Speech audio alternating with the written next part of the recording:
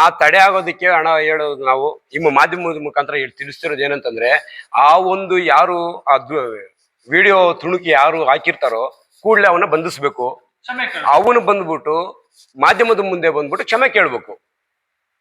ಅವನ್ ಕ್ಷಮೆ ಕೇಳಿದ್ರೆ ಮಾತ್ರ ಇದು ನಿಲ್ಲಕ್ ಸಾಧ್ಯ. ಅವನ್ ಕ್ಷಮೆ ಕೇಳಲಿಲ್ಲ ಅಂತಂದ್ರೆ ಇದು ಏನಾದ್ರೂ ಆದ್ರೂ ಮುಂದಿನ ದಿನಗಳಲ್ಲಿ ಅದು ದೊಡ್ಡದಾಗಿ ಹೋಗುತ್ತೆ. ಯಾರ್ಯಾರು ಅದಕ್ಕೆ ಸಂಬಂಧಪಟ್ಟಂತ ಇರ್ತಾರೋ, ಎಡಿಟ್ ಮಾಡಿರೋರಾಗ್ಲಿ, ವಿಡಿಯೋ ಮಾಡಿರೋರಾಗ್ಲಿ, ಅವ್ರು ಮಾತಾಡೋ ಟೈಮ್ ಅಲ್ಲಿ ಬಂದು ಮಾಡಿರ್ತಾರ, ಎಲ್ಲರ ಮೇಲೆ ಕ್ರಮ ತಗೊಂಡು ಈಗ ಮಾಧ್ಯಮದವ್ರು ನೀವು ಇರ್ತೀರಲ್ವಾ, ಇದನ್ನ ಯಾರು ವಿಡಿಯೋ ಮಾಡಿದಾರೆ ಯಾರು ಮಾಡಿಲ್ಲ ಗೊತ್ತಿರತ್ತೆ, ಅದನ್ನ ಯಾರು ಎಡಿಟ್ ಮಾಡಿರ್ತಾರೆ ಯಾರು ಅದನ್ನ ಅಪ್ಲೋಡ್ ಮಾಡಿದ್ರು ಗೊತ್ತಿರತ್ತೆ. ಅಂತವರಿಗೆ ಮಾನ್ಯತೆ ರದ್ದು ಮಾಡಬೇಕು, ಅರೆಸ್ಟ್ ಆಗ್ಬೇಕು, ಯಾರು ಬಂಧನ ಮಾಡ್ಬೇಕು ಅವ್ರನ್ನ. ಯಾಕಂತಂದ್ರೆ ಈ ಮಾಧ್ಯಮ ಮುಖಾಂತರ ಇಡೀ ದೇಶದ ಭವಿಷ್ಯ ಈ ಮಾಧ್ಯಮಗಳ ಕೈಯಲ್ಲಿ ಇರ್ತವೆ. ಸಣ್ಣ ತಪ್ಪು ನಡೆದ್ರು ಹೊಣೆ ಯಾರು? ಮಾಧ್ಯಮದವರೇ. ಈಗ ಇವರೊಂದು ವಿಡಿಯೋ ಮಾಡಿರೋ ಕಾರಣ ಇಡೀ ಕರ್ನಾಟಕ ಒತ್ತೂರ್ಕೊಂತದೆ ಇವತ್ತಿನ ದಿನದಲ್ಲಿ.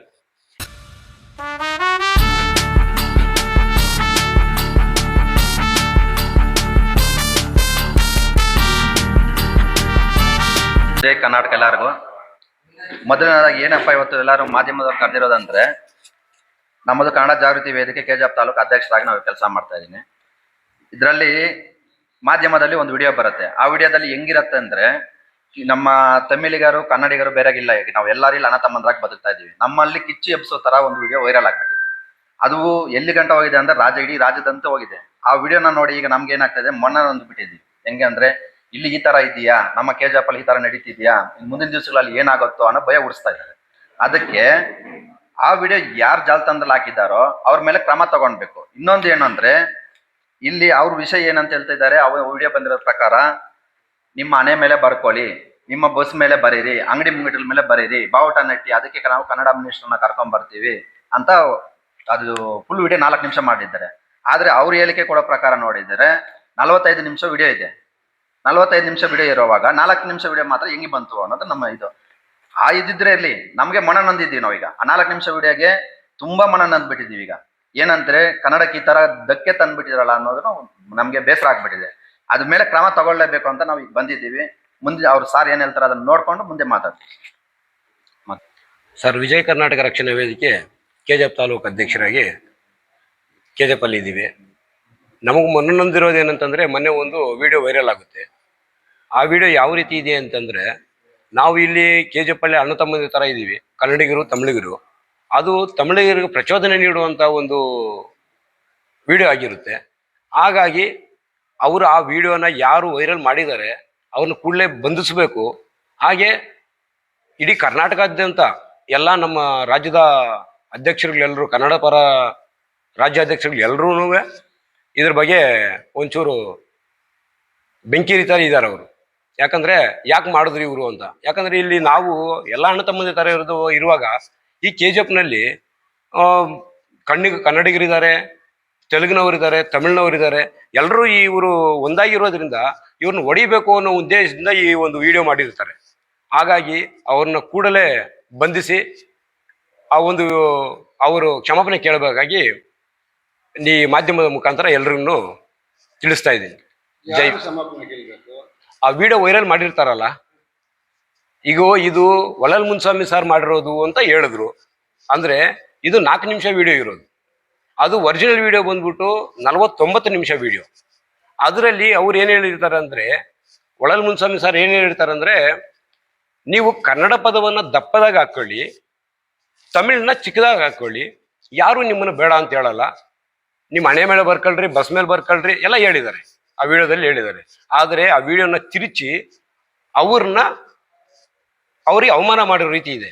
ಅಂದ್ರೆ ನಾವು ವಲಲ್ ಮುನ್ಸ್ವಾಮಣ್ಣ ಪರವಾಗಿಲ್ಲ, ನಾವು ಕನ್ನಡ ಪರವಾಗಿ ಮಾತಾಡ್ತಾ ಇರೋದು. ನಮ್ಮ ಕನ್ನಡಿಗರಿಗೆ ಮನ ನೊಂದಿದೆ ಅನ್ನೋ ಒಂದು ಉದ್ದೇಶಕ್ಕೆ ನಾವು ಅವ್ರ ಹತ್ರ ಬಂದಿದ್ದೀವಿ.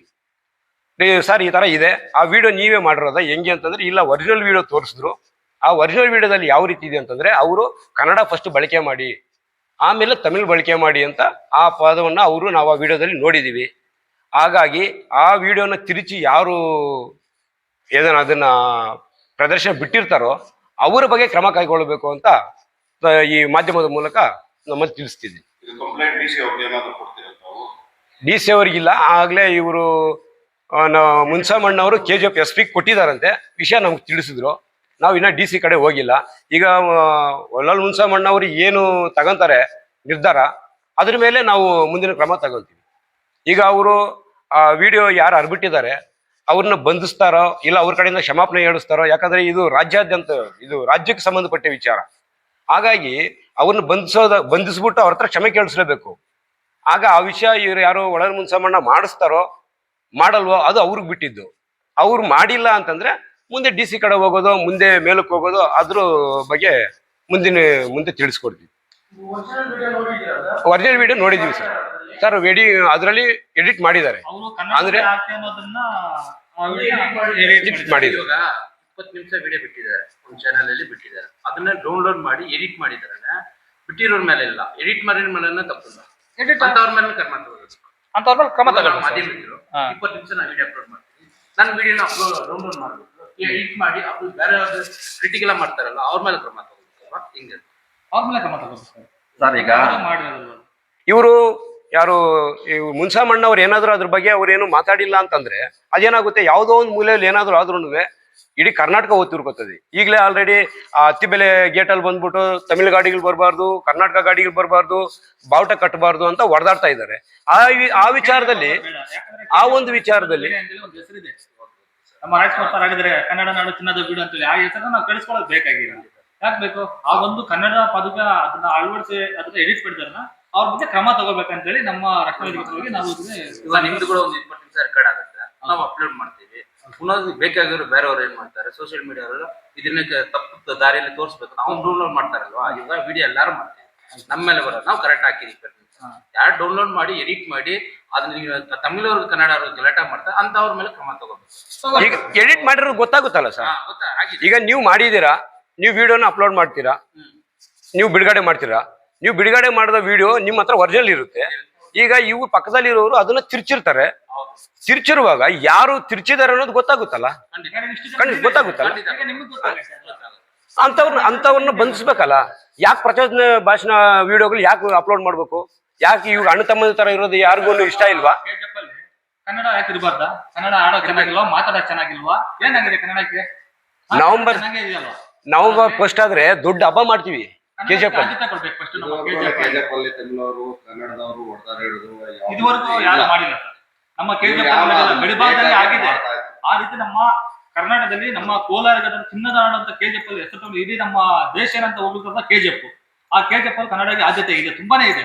ಬಟ್ ಇನ್ನೂ ಒತ್ತುವರಿ ಕೊಡ್ಬೇಕು. ಯಾಕಂದ್ರೆ ಇಂಥವ್ರು ಯಾರೋ ಒಬ್ರು ಸಣ್ಣ ಮಾಡೋ ಒಂದು ತಪ್ಪುಗೋಸ್ಕರ ಯಾರೋ ಒಬ್ಬ ವ್ಯಕ್ತಿ ಅದು ಹೊಣೆ ಆಗೋದು ಬೇಕಾಗಿಲ್ಲ. ಅವ್ರು ತಪ್ಪಿಸಿದ್ರೆ ನಮ್ಗೆ ಬೇಕಾಗಿಲ್ಲ. ಪಾಪ ನಮ್ಮ ಕಡೆ ನಮ್ಮ KGF ಕಡೆನೇ ಇರ್ಲಿ, ಒಬ್ಬ ಕನ್ನಡಿಗ ಹೋಗಿರ್ತಾನೆ ಗಾಡಿ ತಕೊಂಡು ತಮಿಳ್ನಾಡಿಗೆ ಹೋಗ್ತಾನೆ, ಅಲ್ಲಿ ನಮ್ಮ ತಮಿಳ್ನಾಡು ಹಿಡ್ಕೊಂಡ್ರು ಹಂಗ್ ಮಾಡಿದ್ರು ಹಿಂಗ್ ಮಾಡಿದ್ರು ಅಂತ ಅವ್ರು ಮತ್ತೆ ಗಲಾಟೆ ಬರೋದ.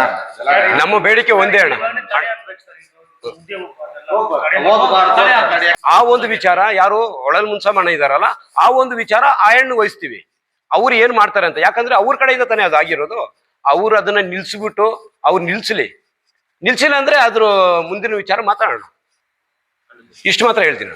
ಜೈ ಹಿಂದ್, ಜೈ ಕರ್ನಾಟಕ. ಮತ್ತೆ